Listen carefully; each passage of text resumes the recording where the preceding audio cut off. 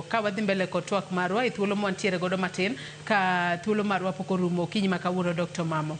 Injinia Lazaro Kanyambok ng'isa kae ni private hospitals tamruok SHA ni kod weche ariyo madwaro serious attention. Wacho ni mokwongo sirikal drag their feet disbursement of funds kata obed mana mar counties. Mar ariyo wacho ni hospitals gi yande osezoea kod corruption ma gimoro koa e sirikal ni ng'ato achiel gi ng'ato tiende ding'wen. Wakia dhano man kod tielo ang'wen. Moko bende claim ni nitiere miyo monyuol e their institution adek e higa achiel.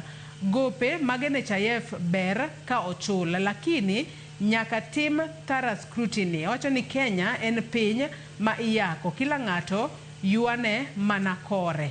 Mano ote, mano mar Injinia Lazaro Kanyambok mar Kariobangi, Jamaguye Kanyada East. Med mana cholo ote magi nyakwara Mugia Jwang, abo bedo kasomogi e kinde mwadhi mbele ko twak marwa. Wadong' mana gi thuolo matin kende, mano madero madaka par kende Dr. Mamo. Twatieko twak marwa okinyi ma kawuono. Kata kamano, e kinde ma usebedo kuyuago ni kata sani koro sirikal yuak ni nitiere claims mago madero mabilion 10 ma giwacho ni gin mago mag mibadhi. To seche moko iwacho kanyo makare ni seche moko nusethiedho jatuo ba jatuo dhi, seche moko no en kata jatuo ma onge county no odhi kata county machielo. Kaber e kinde makoro wang'e ni SHA kata obedo ni entiere kod ng'ikruok makoni kod kocha, to pod itemo kete mar mondo mi oti makare e pacho kae.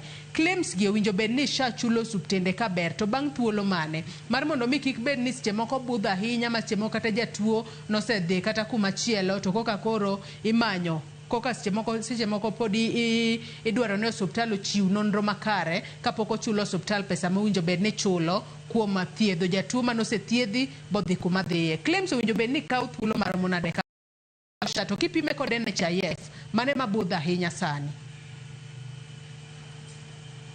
Erokamano. Kivela thuolo kapok aduoko penjo nino, penjo mar Injinia Nyamboko owacho gi gik mowacho ko kaduoko to nyalo bedo ni atimo ne Rufa makosa.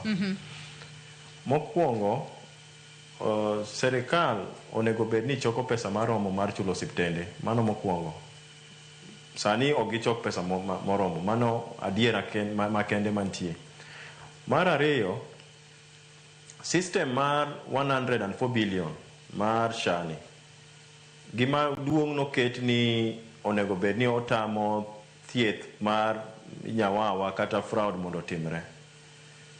Ntie kes ma abede ji osewacho mang'eny ni ng'at achiel ing'ado tiende ding'wen. An daktari mabero to okanyal ng'eyo gima notimore. But gima wang'eyo ni ndalo ma nitimo gini ne nitie gimiluongo ni biometric. Ma ng'ato nyaka ket lwete mondo ng'e ni en e osuptal. Mane SHA ochako biometric ni nyaka sani kore ka gikele. Biometric ni ne onge. SHA wuon gi serikal ema noyawo nafas mar mibadhi mondo bedi. Mane adiera makende. Osiptende ok noyawo nafas, osiptende mane tiyo ne tiya maber. SHA noyawo nafas mar mibadhi emomiyo ne nitie osiptende ma nyawawa, dhano nokawo opportunity ma otimang'o mo oyudo pesa yo mopogre opogre. Ka nitie osiptende moyude gi yoregi, SHA okawo chik kaka onego bedi, ondikne osiptal barua bang' ndalo 14 gidhi e tribunal ka suspension of services timre after 30 days to timre e yo korka chik. Mane gima wacho kaka Rufa. Mar ariyo kabiro gi kaka wacho ni claims mag 10.6 billion gima onego bed ni timo. Kaka na wacho ni mai nyathi manochun gi wuotho. Sani ka SHA koro biro gi gimiluongo ni biometric.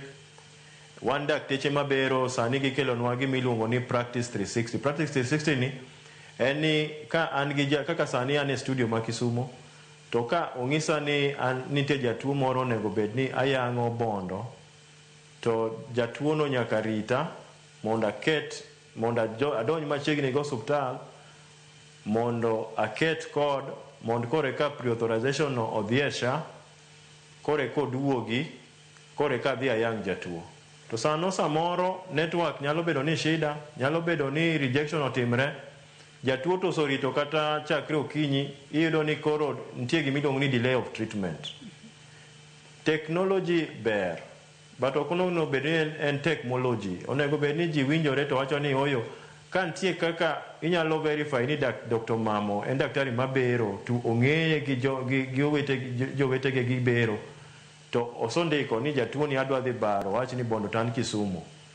Nitie kaka SHA nyalo confirm gibed gi customer care center, gibed gi yore moko mopogore gi kar dio nafas mar jotuo mondo yud prompt care kata care in a prompt time.